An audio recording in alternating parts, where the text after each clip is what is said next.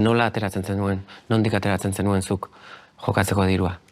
Bueno, ni momentu horretan gurasoek ematen ziaten dirua, hilabeteko paga neukan.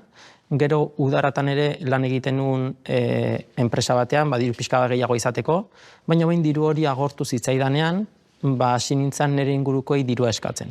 Familiari, lagunei, nire inguruan ezkan pertsona guztiei. Beti gezur bat pentsatzen nun, eta gezur horrekin juten nintzen pertsona horrengana, bere dirua lortzeko asmoz. Eta une oro gezurretara jo behar izateak nola sentiarazten zizun? Sentsazioa oso txarra da.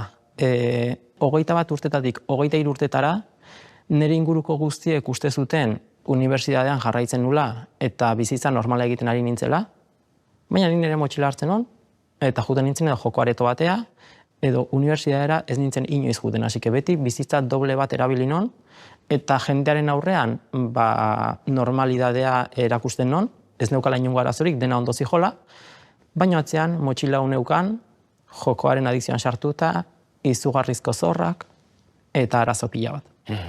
Zenbatera iritsi zen zure zorra?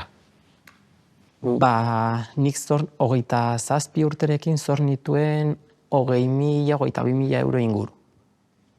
Momentu horretan. Baina, klaro, diru hori zor non, baina 23 urtetatik 27 urtetara lanean lortutako diru guztia ere apostuetan gastatzen non.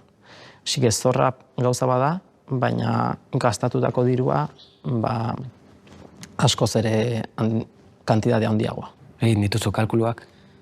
Bai, gutxi gora bera kalkulatu genuen 100.000 euro inguru gastatu ditutela apostuetan.